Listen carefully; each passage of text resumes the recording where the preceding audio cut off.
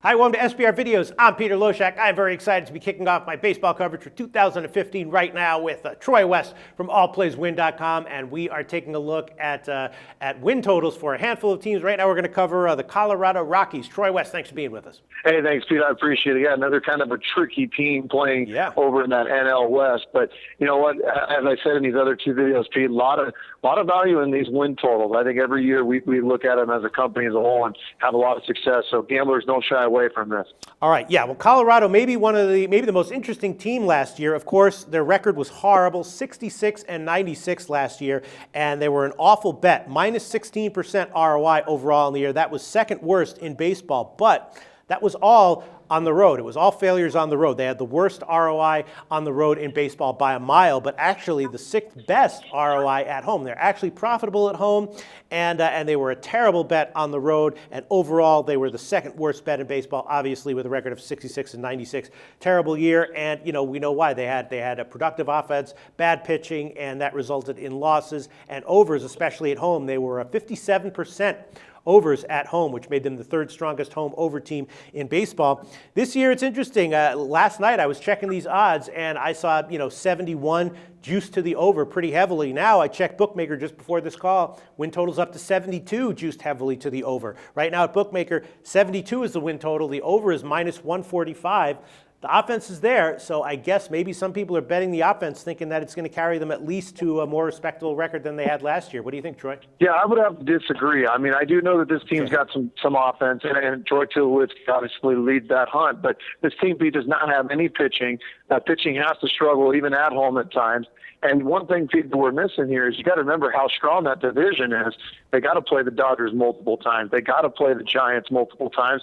And guess what? They got to play the San Diego Padres, who are much improved this year, multiple times. So playing in that division alone just scares the hell out of me, Pete. I would have to stay away from it. I think you got to go with the under. This Rocky team is not good enough on the pitching standpoint, and they just don't have enough bats. I know they're young, and I know they've got good bats, but I'm staying away from this. This team is not a good team. They're not ready to win 70-plus games, so I'm going under. See, I don't know about that because, so many things can happen in the course of over the course of a baseball season. So many things are unexpected. I feel like a solid lineup is more reliable than a good pitching staff or a bad pitching staff. And, so many things can happen. It's a very low win total. If their hitters stay healthy, I mean, that's the problem. Gonzalez and Tulowitzki have a history of getting injured, so if they go down, then forget it.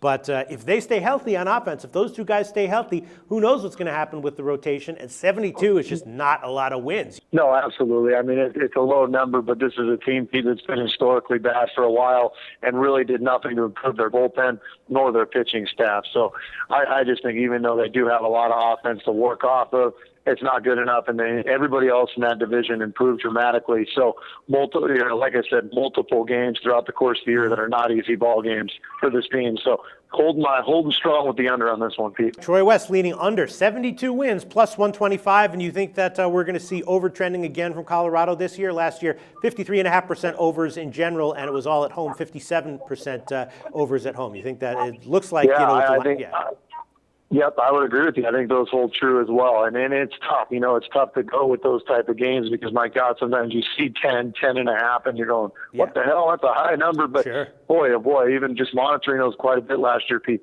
still seem to go over. So keep an eye on those absolutely bad pitching, good hitting. It's always a good trend for overs, especially in Coors Field. Thanks for your thoughts, and give a quick plug for allplayswin.com. Thanks, Pete. I appreciate it. 9 years strong in this business, Pete. Absolutely love covering baseball. It's one of my all-time favorite sports, and we're looking to have a lot of success. I hope we can do another show with you guys and bring some good product to the table. And come take a look. One-stop shop, Pete. Great customer service. Allplayswin.com.